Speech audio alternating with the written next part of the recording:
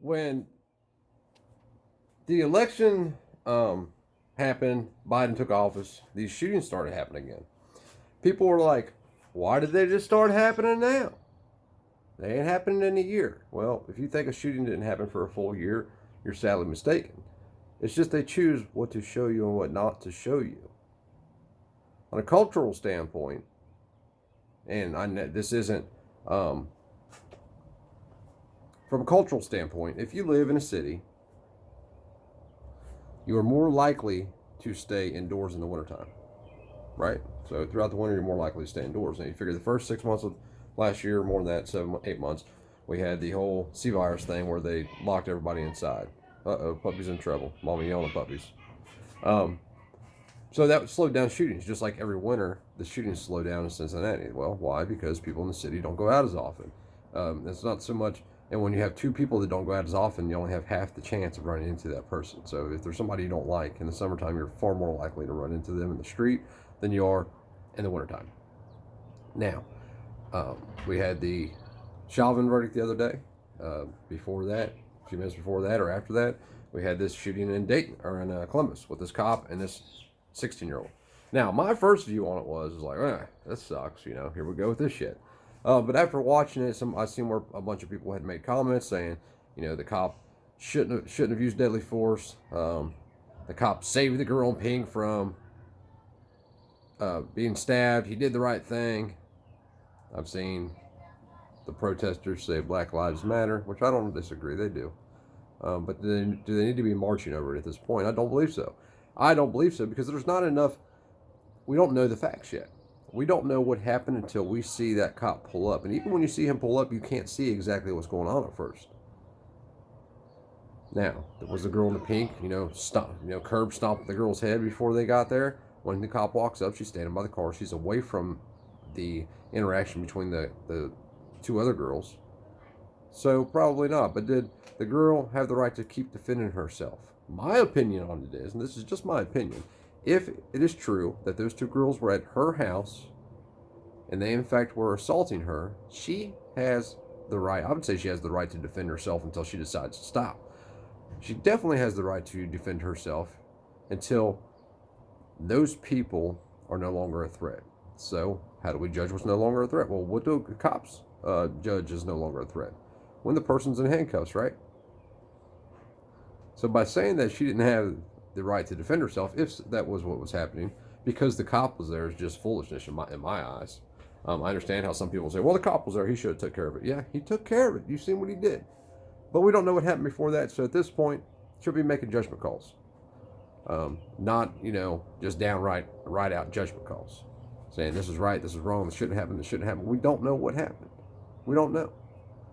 Has somebody say, well, yeah, they chased her all the way to the street. No, they didn't. They were in the driveway. That car was sitting halfway in the driveway. The girl fell in the street.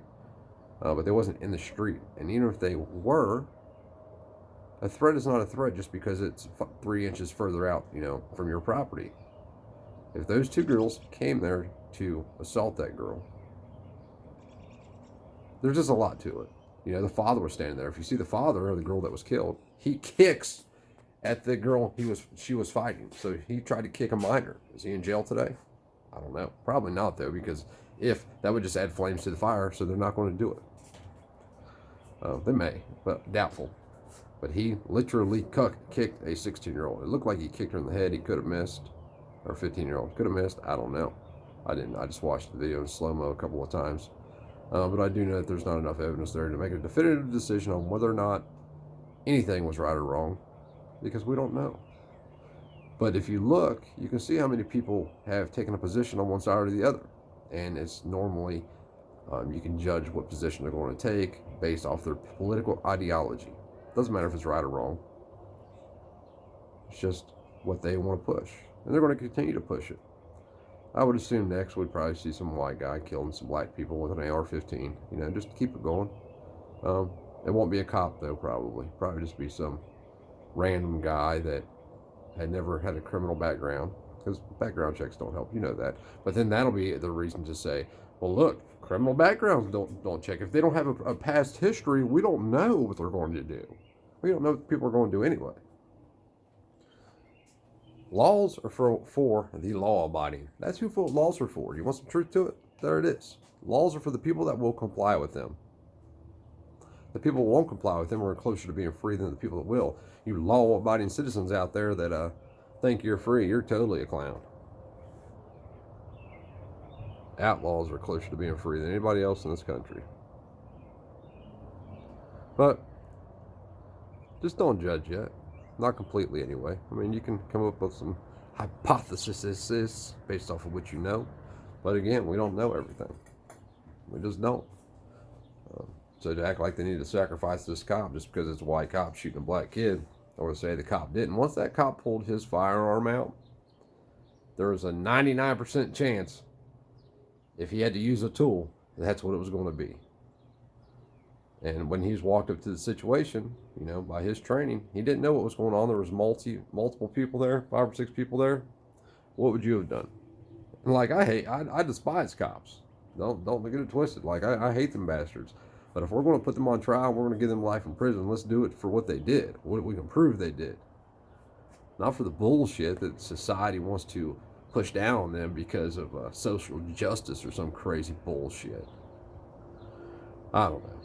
Unreal. But if y'all want to support the channel, links are down at the bottom. I appreciate all the support you guys give me when you do give it to me. I have plans to do some things. I want to go places and film some stuff. Show you guys me doing it. But I don't know. I'm hoping the channel grows. You know, YouTube's never going to monetize the channel, so I'm not going to. Anything that the channel does has to come out of my pocket, or whatever people donate. So if you want to, it's down there. The live streams, you can now super chat through Streamlabs. So stay tuned, y'all. We'll see how this turns out, which we already know how it's going to turn out. No matter what happens, in the end, there's going to be some people rioting and protesting, screaming BLM and racist white people. White people are now made the devil in this country. And what's really odd about it is a whole race, and more than a race of people, doing the same thing they are claiming that you are doing. But you don't see no Nazis out in the street, do you?